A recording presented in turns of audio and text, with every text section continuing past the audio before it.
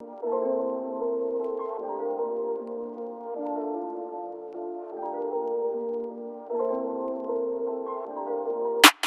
अगर कोई स्टॉक एक बार रिटेस्ट करता है ना तो बहुत अच्छी चीज है, आप लोगों को वो लेना चाहिए, वहां पे अच्छी अपॉर्चुनिटी है। बट वो स्टॉक दूसरी बार रिटेस्ट कर रहा है तो उसकी राइट जाने की प्रोबेबिलिटी कम हो जाती है। नमस्ते दोस्तों, मैं विजय ठक्कर और आप लोगों का सबका स्वागत है हमारे एक नए वीडियो में। अभी आज के वीडियो में मैं आप लोगों के साथ रीटेस्ट का जो पूरा कॉन्सेप्ट है ना वो समझाने वाला हूँ। बिकॉज अभी जब भी मैंने लास्ट संडे वाले वीडियो में आप लोगों के साथ एक रीटेस्ट वाला स्टॉक शेयर किया था ना, तभी मुझे बहुत सारे क्वेश्चन आए, बहुत सारे डीएम आए इंस्टाग्राम पे और बहुत सारे ट्विटर पे भी आप लोगों के कमेंट्स आए। इवन वो वीडियो के नीचे भी बहुत सारे कॉमेंट्स थे और सब जगह पे बहुत सारे ऐसे स्टॉक्स के नाम मुझे बता रहे थे जो उन लोगों को लग रहा था कि वो रीटेस्ट है। तो मैंने सोचा कि आज के वीडियो में मैं आप लोगों को ये बता ही दूं कि रीटेस्ट एक्चुअली क्या, कहां हम लोगों को देखना चाहिए, किसे रीटेस्ट बोलते हैं और वो रीटेस्ट के टाइम पे हम लोगों को ट्रेड कैसे इनिशिएट करना चाहिए। उससे पहले मैं आप लोगों को निफ्टी और बैंक निफ्टी का एनालिसिस बता देता हूं। अब जब मैं ये वीडियो बना रहा हूँ वो डेट है 21 फेब और अभी समवेयर अराउंड 3 बज रहा है और मैं ये टाइम पे वीडियो बना रहा हूँ दोपहर के। और अभी मैं आया हुआ हूँ जयपुर में, तो इस वजह से मैं अपने नॉर्मल ऑफिस में नहीं हूँ, मैं अभी जयपुर में हूँ, तो यहाँ से वीडियो बना रहा हूँ। तो अभी देखो, आप लोग जो स्क्रीन पे देख रहे हो ना, ये है हमारा निफ्टी का चार्ट। और मैंने मतलब हमारे हर संडे वाले वीडियो में बजट के बाद तो यही बात बोली है कि ये जो बजट का जो हाई और लो है बजट के कैंडल का, वो ब्रेक होना बहुत इंपॉर्टेंट है। एक्चुअली अगर हम लोग देखें तो 15 फेब को ये हुआ भी था बट ये सस्टेन नहीं किया और अभी मार्केट फिर से नीचे आ रहा है। तो अगर मार्केट और नीचे गिरता है, अगर मार्केट ये वाला लेवल ब्रेक करता है विच इज 17,700, तो शायद हम लोग और डाउनसाइड का लेवल देख सकते हैं जो 17,350 वाला लेवल है वो। और अगर मार्केट यहाँ पे कहीं पे आता है तो बहुत ही एक अच्छा इंपॉर्टेंट सपोर्ट है और वो टाइम पे हम लोगों को बाइंग अपॉर्चुनिटी देखनी चाहिए। एज ऑफ नाउ अभी मार्केट में कोई भी अपॉर्चुनिटी देखनी नहीं चाहिए बाय करने के लिए। और अभी जो पहले रेजिस्टेंस था वो हमारा बजट की कैंडल का हाई था, पर ब्रेकआउट के बाद एक नया रेजिस्टेंस आया है। तो अभी निफ्टी में हमारा नेक्स्ट रेजिस्टेंस है 18,135। अगर आप बैंक निफ्टी का चार्ट देखोगे ना तो बैंक निफ्टी टोटली उससे अलग ही है। निफ्टी के चार्ट में हम लोग ने देखा कि यहाँ का जो बजट का हाई था वो 15 फेब को ब्रेक हुआ था, पर यहाँ पे तो ब्रेक भी नहीं हुआ था और वापस से वहां से रेजिस्टेंस के पास से वापस से मतलब बैंक निफ्टी नीचे आया है। अभी देखो, अगर आपने मेरी कैंडलस्टिक की सीरीज में जो मैंने वीडियोस बनाए हैं अगर वो आपने देखे होंगे ना, तो आप लोगों को एक आइडिया आएगा कि यहाँ पे जो कैंडल्स बन रहे हैं ना, अब तक ये जो 3 कैंडल बने थे ना, ये तीनों कैंडल बेरिश कैंडल थे। आज एक डोजी कैंडल बना है बट अभी भी आधा घंटा बाकी है मैं जब ये वीडियो बना रहा हूँ मार्केट खत्म होने में तब तक। और आप लोग ये कल 5 बजे देखोगे तब तक क्या होगा पता नहीं है। But as of now setup इतना कुछ अच्छा नहीं है, अभी भी ये मार्केट बेरिश है। और इसका जो रेंज है बैंक निफ्टी का वो है 42,022 अपसाइड का और 39,533 डाउनसाइड का। तो जब तक ये रेंज ब्रेक नहीं होता है, ये जिगजैग मूव मतलब ये जो वॉलेटिलिटी है वो चलती रहेगी। तो बस ये था बैंक निफ्टी और निफ्टी का एनालिसिस जो मुझे आप लोगों के साथ शेयर करना था। अभी हम लोग आते हैं हमारे आज के टॉपिक के ऊपर। आप लोगों ने रीटेस्ट मेरे मुंह से बहुत बार सुना होगा और रीटेस्ट कॉन्सेप्ट जो है ना वो बहुत अच्छा भी है। आप लोगों को बहुत ही एक लो रिस्क जगह पे एक स्टॉक मिलता है और वापस से आप लोगों को और अच्छा रिटर्न मिलने की कोशिश हो सकती है। तो आज मैं आप लोगों के साथ रीटेस्ट का पूरा कॉन्सेप्ट समझाऊंगा और बोलूंगा कि आप लोगों को रीटेस्ट कौन से स्टॉक में ध्यान देना चाहिए, क्या रीटेस्ट एक्चुअली होता है, कैसे काम करता है और उसमें एंट्री और एग्जिट या स्टॉप लॉस आप लोगों को कैसे लगाना चाहिए। तो देखो, अभी एक एग्जांपल हम लोग बनाते हैं। अभी आप लोग जो देख रहे हो वो मैं नॉर्मल चार्ट बना रहा हूँ आप लोगों को एग्जांपल समझाने के लिए। तो समझो ये लेवल पे ये जो रेड वाली लाइन है वो एक रेजिस्टेंस की लाइन है और किसी एक स्टॉक ने थोड़े टाइम ऐसे रेजिस्टेंस लेने के बाद वापस से नीचे आया, वापस से यहाँ पे रेजिस्टेंस लिया और फाइनली यहाँ पे इसने ब्रेकआउट किया। अब समझो ये स्टॉक जब यहाँ पे ब्रेकआउट कर रहा है ना, वो ए पॉइंट है, समझो ए पॉइंट है और उसके बाद वो स्टॉक ऊपर गया, अच्छा खासा ऊपर गया। मतलब आप ऐसे बोल सकते हो कि ब्रेकआउट देने के बाद स्टॉक ऑलमोस्ट 50 to 100% का रिटर्न दे चुका। 50 एटलीस्ट 40 to 50% के ऊपर ही रिटर्न होना चाहिए और उसके बाद स्टॉक वापस से किसी रीजन के कारण वापस से नीचे आया। अभी ये जो पॉइंट ए है ना, ये पॉइंट ए से लेके ये पॉइंट बी तक इसका जो टाइम है ना वो कम से कम हमारे पास, अभी मैं तो वीकली और मंथली टाइम फ्रेम देखता हूँ इसलिए मैं आप लोगों को वो बेसिस से बोल रहा हूँ, 1 साल से ज्यादा होना चाहिए। तो उसको हम लोग एक अच्छा रीटेस्ट बोल सकते हैं। और रीटेस्ट के अंदर का कॉन्सेप्ट क्या होता है कि जो पहले हमारे लिए जो रेजिस्टेंस काम कर रहा था ना, वही वाला लेवल अभी हमारे लिए सपोर्ट की तरीके से काम करेगा।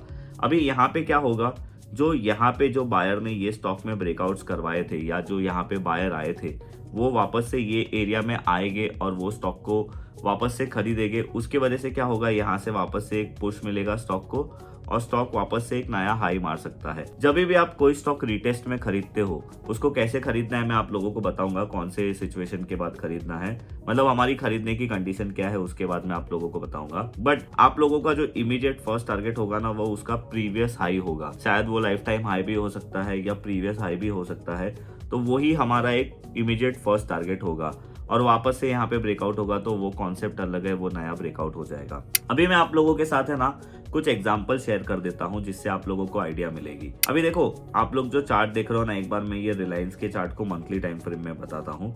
अभी देखो यहाँ पे रिलायंस का एक रेजिस्टेंस था जो रेजिस्टेंस 2008 का था और वो रेजिस्टेंस का ब्रेकआउट हुआ था 2017 और वो ब्रेकआउट हुआ था 816 में। तो जैसे मैंने आप लोगों को बोला ना पॉइंट ए, तो ये केस में पॉइंट ए ये था।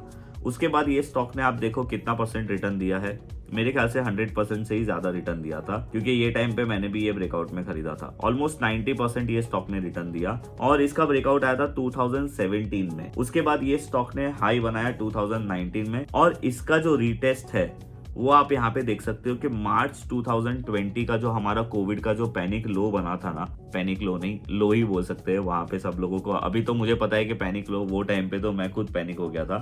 वो लो में इसका रीटेस्ट हुआ था एंड बिलीव मी ये स्टॉक को मैंने वो टाइम पे देखा था बट मेरे पास इतना कॉन्फिडेंस नहीं था कि मैं इसको खरीद पाऊं। बट ये एक्सपीरियंस है, मैंने वहां से कुछ सीखा। अभी नेक्स्ट टाइम अगर ऐसा कुछ होगा तो उसको अप्लाई जरूर करूंगा। अभी आप लोगों को बताता हूँ एंट्री कैसे करना है। अभी ये टाइम फ्रेम थोड़ा बड़ा है तो मैं आप लोगों को समझाने के लिए मंथली में दिखा रहा था। देखो ना इसका 2017 में ब्रेकआउट हुआ था, 2020 में इसका रीटेस्ट हुआ। ऑलमोस्ट 3 साल के बाद, मैंने क्या बोला था 1 साल या 1 साल से ज्यादा होना चाहिए, यहाँ पे तो 3 साल के बाद रीटेस्ट हुआ था और देखो यहाँ पे वॉल्यूम भी हुआ। अभी हम लोग वीकली टाइम फ्रेम में आते हैं। आप लोगों को आपका ट्रेड वीकली टाइम फ्रेम के बेसिस पे ही करना है। मैं सिर्फ वो बड़ा टाइम फ्रेम था इसीलिए आप लोगों को वीकली टाइम फ्रेम में समझा रहा था। एक बार मैं वॉल्यूम को हाइड कर देता हूँ। अभी देखो जब वो स्टॉक रिटेस्ट करता है ना, यहाँ पे वो स्टॉक ने रिटेस्ट किया, अभी रिटेस्ट करेगा, वहां से रिजेक्शन आएगा तो क्या बनेगा, डोजी कैंडल बनेगा। और डोजी कैंडल हमेशा एक इनडिसिसिव या फिर ट्रेंड चेंजिंग और ऐसे सारा रहता है। मतलब डोजी कैंडल बहुत ही अच्छा होता है अगर वो सपोर्ट के पास बनता है तो आप लोगों को क्या करना है, डोजी कैंडल के हाई को मार्क करना है और जैसे ही नेक्स्ट कैंडल या उसके बाद कभी भी डोजी कैंडल का हाई ब्रेक होता है, जो रिटेस्ट वाला डोजी है उसका,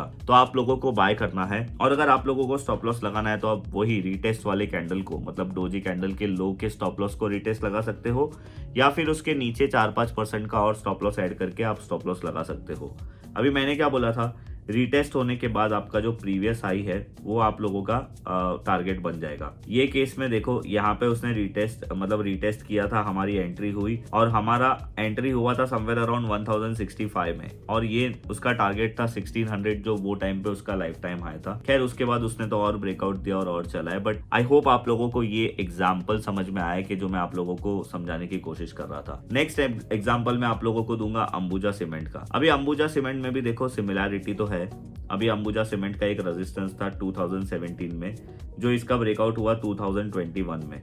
अभी ब्रेकआउट होने के बाद अगेन अंबुजा सीमेंट ने देखो ब्रेकआउट होने के बाद अच्छा खासा रिटर्न दिया था, ये भी ऑलमोस्ट 50% रिटर्न दिया था।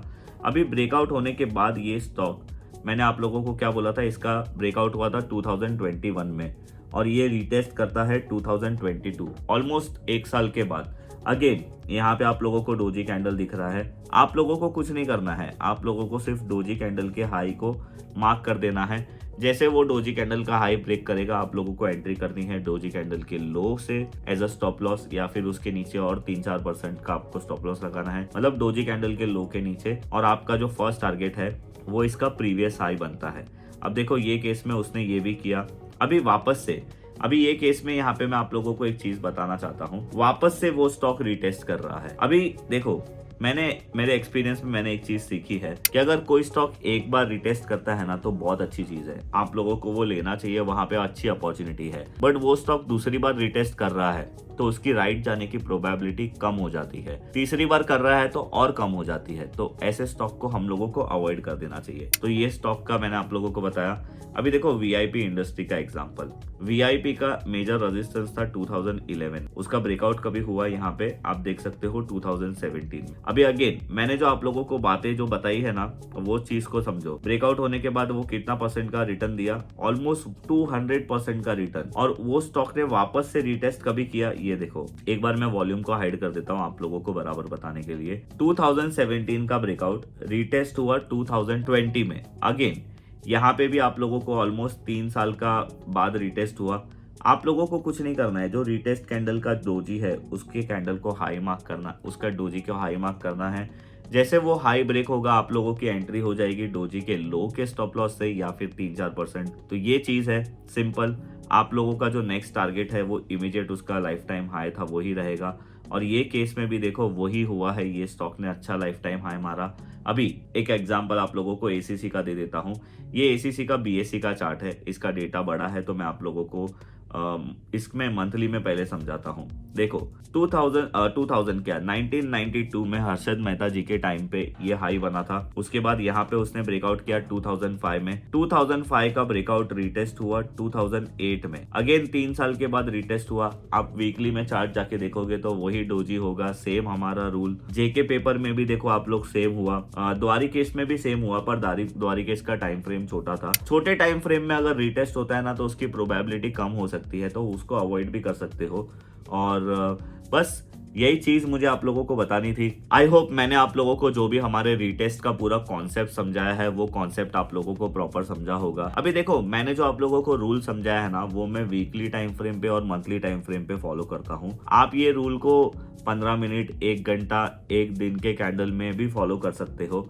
बट ज्यादा लोअर टाइम फ्रेम में जाओगे ना तो वहां पे आपकी एक्यूरेसी की धजिया उड़ जाएगी, बिलीव मी। इसीलिए मैं उसको करता नहीं हूँ। ये कॉन्सेप्ट वीकली और मंथली में बहुत अच्छा बैठता है तो मैं इसको वीकली और मंथली में देखता हूँ। तो बस ये था हमारा आज का ये वीडियो। बस कुछ और है नहीं मेरे पास आप लोगों को बताने के लिए। आज का जो वीडियो क्वालिटी है वो थोड़ा खराब होगा क्योंकि मैं अपने ऑफिस में नहीं हूँ, बाहर हूँ, तो उसके लिए आप लोगों को सॉरी। अगर आप लोगों को हमारा ये वीडियो अच्छा लगा है तो आप हमारे वीडियो को लाइक और शेयर कर दीजिए। और हाँ, अगर आप मुझे पूना मीटअप में मिल रहे हो तो बहुत अच्छी बात है, पर अगर आपने अभी तक रजिस्ट्रेशन नहीं किया है तो आप हमारे पूना मीटअप के लिए रजिस्ट्रेशन कर सकते हो। तो अगर आप लोगों को पूना मीटअप में आना है तो रजिस्ट्रेशन जरूर करिए। और भी बहुत सारी चीजें होती है चार्ट्स में देखने के लिए, बट मैं आप लोगों के साथ कभी और वीडियो में शेयर करूंगा।